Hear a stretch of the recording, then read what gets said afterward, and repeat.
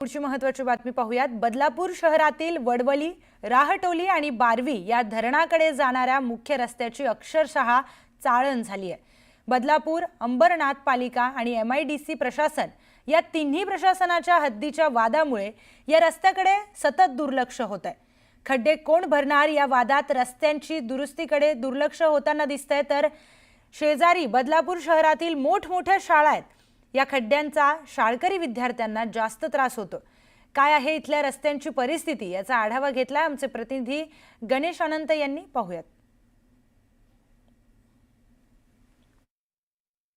अंबरनाथ आणि बदलापूर या दोन्ही शहरांच्या वेशीवरील मुख्य रस्त्याची अतिशय दयनीय अवस्था आहे। आपण सध्या माझ्या मागे पाहू शकता की हा मुख्य रस्ता आहे आणि या रस्त्याची अवस्था काय आहे। मोठमोठाले खड्डे पडलेत, पावसाचं पाणी त्याच्यामध्ये साचले आणि त्याच्यामुळे दुचाकी स्वारांना या खड्ड्यांचा अंदाज येत नाही आणि त्यांचा अपघात होतो। या रस्त्यांच्या शेजारी मोठमोठाल्या शाळा आहेत आणि त्यामुळे विद्यार्थ्यांची मोठ्या प्रमाणात ये-जा या ठिकाणी असते। त्यांची वाहतूक केली जाते विद्यार्थ्यांची आणि त्याच्यामुळे त्यांना देखील मोठा त्रास सहन करावा लागतो।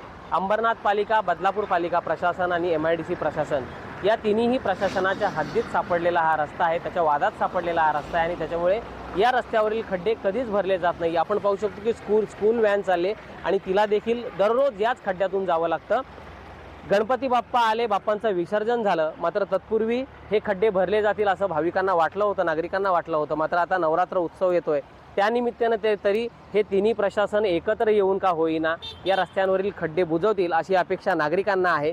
मात्र गेल्या अनेक वर्षांपासून या मुख्य रस्त्याची चाळण झालेली असताना तीनही प्रशासन अतिशय सुस्त आहे। कोणत्याही प्रकारे खड्डे भरण्याचं आश्वासन नागरिकांना दिलं जातं, मात्र खड्डे भरले जात नाही आणि त्यामुळे पावसाळ्यात अशा प्रकारे नागरिकांना या त्रासाला सामोरं जावं लागतं।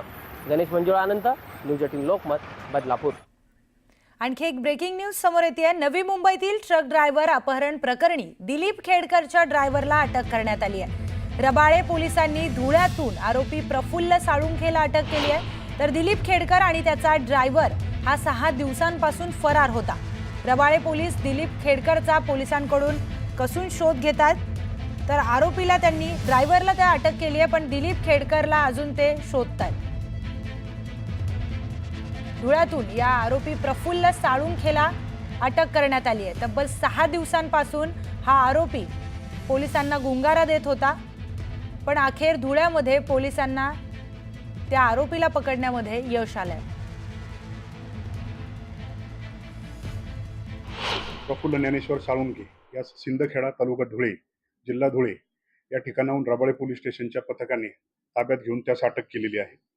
सदर आरोपीस मान्य कोर्टापुढे हजर केले असता मान्य कोर्टाने त्याला 24/9/2025 पर्यंत पोलीस कस्टडी रिमांड मंजूर केलेला आहे। सदर आरोपीकडे आम्ही या गुन्ह्याच्या अनुषंगाने पुढील चौकशी करत आहोत। यातील जे पाहिजे आरोपी आहेत दिलीप खेडकर, त्याचप्रमाणे मनोरमा दिलीप खेडकर व एक अज्ञात आरोपी, याचा आपली पथके जी आहेत नवी मुंबई पोलीसची ही शोध घेत आहे। पुढची महत्त्वाची बातमी पाहूयात। पुणे नाशिक महामार्गावर नारायणगाव बायपासला CNG गॅस वाहतूक करणाऱ्या गाडीतून गॅसची गळती झाली। वाहनांसाठी इंधन म्हणून वापरण्यात येणाऱ्या CNG गॅस वाहतूक करणाऱ्या गाडीतूनच महामार्गावर गॅसची गळती झाली आहे। अचानक झालेल्या या गॅस गळतीमुळे नारायणगाव परिसरामध्ये भीतीचं वातावरण निर्माण झालंय। पुणे नाशिक महामार्गावर वाहतूक सुरू असतानाच अचानक ही गॅस गळती सुरू झाली। काही वेळामध्येच गॅस गळतीवर नियंत्रण मिळवण्यामध्ये यश आलंय, पण गॅस गळतीचं कारण अद्यापही अस्पष्ट आहे।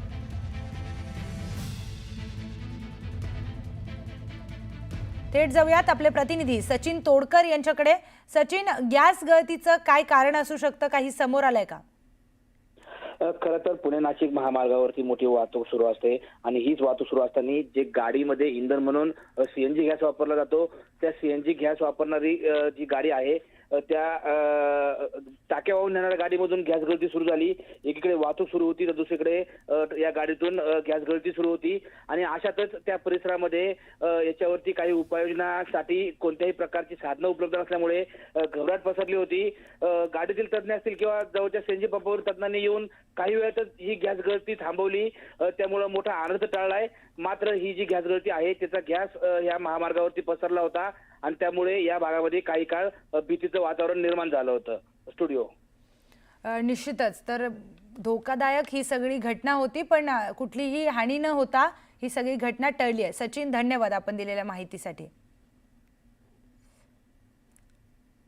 तर ही CNG गॅस गळती इथे झालेली आहे, पण वेळीच त्याला रोखण्यामध्ये यश आलं, त्यामुळे कुठलीही हानी याच्यामध्ये झाली नाही.